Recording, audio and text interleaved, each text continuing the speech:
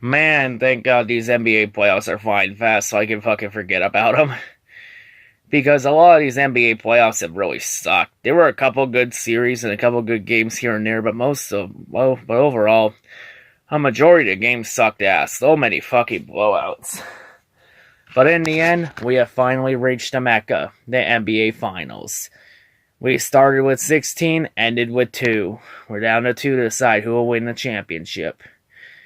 Will the league stay fucked, or will someone officially unfuck this league out of a coma? Let's find out. So let's go ahead. Here's the one positive. This year it is not Cleveland versus Golden State again. So we got a new matchup in the finals. So let's go ahead and see what we got.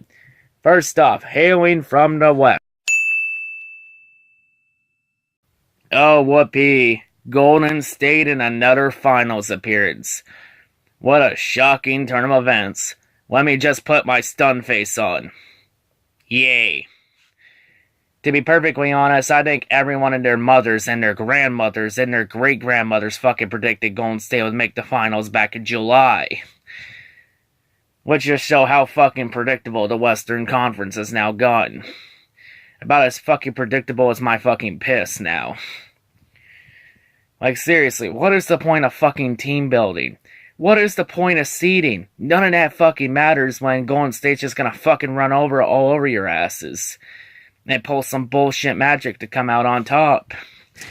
Of course, Golden State, no introduction on the course, same as the last couple years. Steph Curry, Draymond Green, Klay Thompson, and Kevin Durant. Boogie Cousins was in at the start of the playoffs, but now the basketball gods took karma to him and struck him with a hatchet. Struck his knee with a hatchet. I mean, is that karma for Boogie Cousins being a spineless snake and stabbing New Orleans in the back? Take your pick on that one, folks. But seriously, none of this shit fucking matters. Because Steph Curry will just also enable cheat codes to hit three-pointers out the ass. Like, the amount of predictability in the West, it just gives ammo to all those fans that think the league is rigged and fixed. Especially, and those points were strongly made when it was Cleveland Golden State for 4 straight years. But even with LeBron in the West, it still didn't help stop the inevitable, which is Golden State in another fucking finals.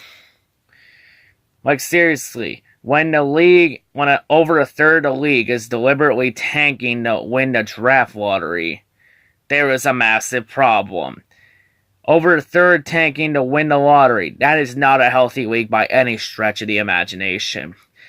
It's a league where 80 to 90% of the teams are all fucked from the get-go. Like, this Golden State super team has all but brain-fucked this league into a goddamn coma to where it's not even funny anymore. And even if they do win another championship, not only does that locker room become more toxic, that bandwagon fan base gets even more toxic.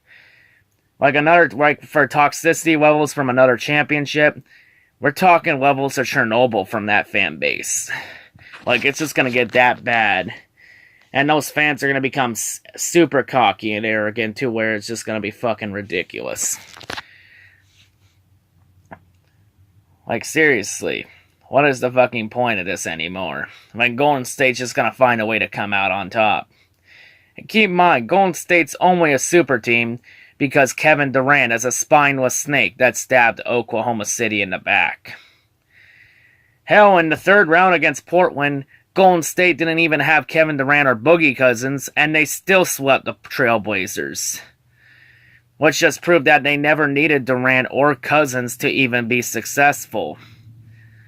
They just wanted to fucking guarantee themselves and take the easy way out instead of actually working for it. In terms of competition in the West, I don't want to hear a fucking word about it until this Golden State super team is no more. Maybe then we can get new, fresh, and exciting matchups in the finals then. But the good news is the cracks might be starting to form on the Golden State super team. Because Kevin Durant might be fucking off at the end of the year to go join the Knicks. Boogie Cousins has had problems staying healthy all goddamn year and he might be out the door. Draymond Green is at wit's end with management. and is trying to egg him on to get him traded.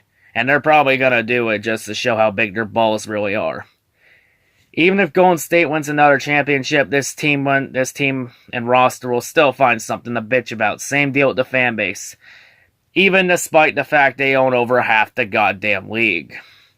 But you know what? I think I've gone on enough ranting about the Warriors. So let's just go ahead and see who the Eastern Conference champion is. Who's the favorite to get their asses kicked by the Warriors? Let's take a look. By mother of God, Toronto. You not only won a playoff series, but you finally made the finals. You done it. You made it here, Toronto. Most of it was due to Milwaukee choking on their own shit and Aaron Rodgers chugging beer like a pussy. But still, Toronto, you are respectable in your own goddamn right. You are a lovable underdog. You are now Canada's new team. Of course, Toronto is now here. It only took them 25 years to make the finals, but they finally did it. Overcoming all the odds and all the obstacles to get here. And think of where this team was last year after their embarrassment last year. When they were embarrassingly swept by LeBron James and the Cavaliers. Because look what happened in the offseason. Dwayne Casey was fired after a 59-win season and winning Coach of the Year. Which just all but in the end proves that coaching awards are fucking useless. And then DeMar DeRozan was traded in the offseason for Kawhi Leonard. Of course, this roster, a lot new roster. Kyle Lowry is still here. Kawhi Leonard has put the whole team on his back. You also got some more young pieces like Paul Gasol. You also got Pascal Siakam, Serge Ibaka, and Jeremy Lin. As Toronto went all in to win the title this year.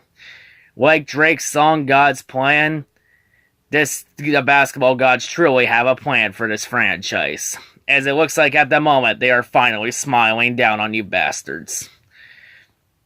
The question is, Toronto, will the basketball gods' plan either result in you with the thrill of victory, or will it result in the agony of defeat? Only time will tell. But of course, when you look at this roster, of course, part of this all is on the new head coach, Sam Steele, who has done a good job taking Toronto to the next level. But now, Toronto, this is it.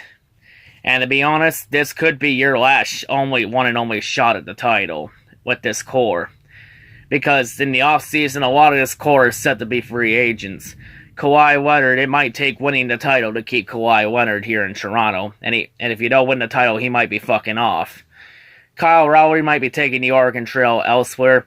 A lot of players he went all in for, they are all free agents at the end of the year and were just rentals. So if you don't win the title, the roster's going to be pretty screwed next year. Like, if they're all gone, then you're pretty much going to have to start a 3 to 5 year rebuild. So this is your one shot. Don't mess it up.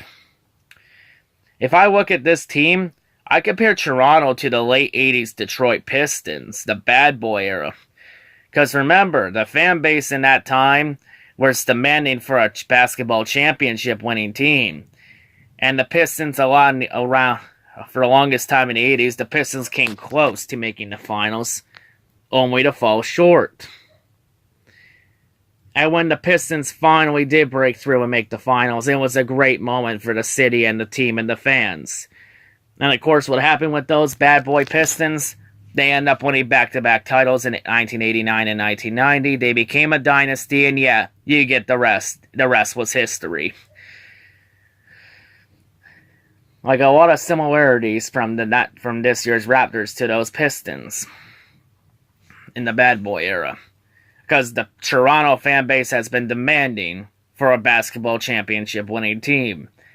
They've come close many times, never sealed the deal. Toronto's always been the bridesmaid, never the bride. Now they are finally here. And keep in mind, Toronto has dealt with a lot of adversity in these playoffs. Like, they've dealt with it all. Remember, round 1, they lost the first game to Orlando. Toronto then rallied to win 4 straight. Round 2, they had a hard-fought series against Philadelphia. They hold on to win Game 7. off Kawhi Leonard's ridiculous last-second buzzer-beater shot, where it bounced 5 times before going in. And to be perfectly honest, when I saw that shot, it looked like a shot I saw out of a basketball movie.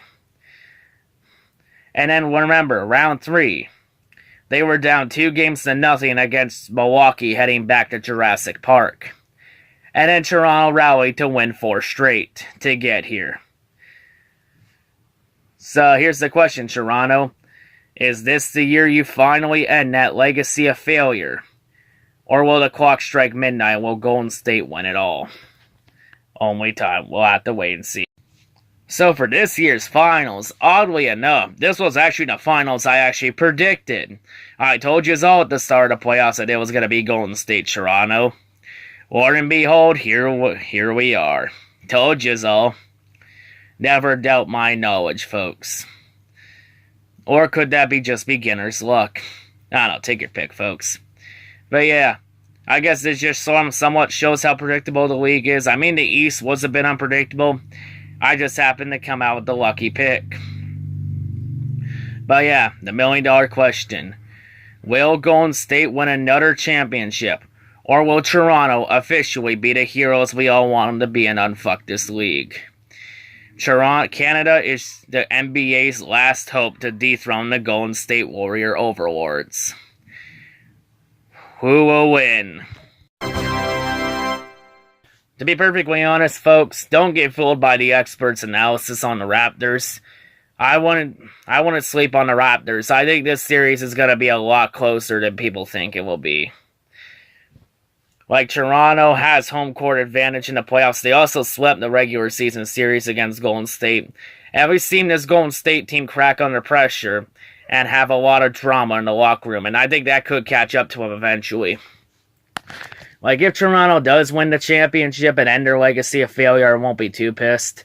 Like, they weren't much of a punching bag anyway to begin with. Like, we still got other punching bags in this league. You know, the Denver Nuggets, the Indiana Pacers, and the Los Angeles Clippers, with all 3 of their legacies of failure. So we still got those 3 teams as punching bags we can still use.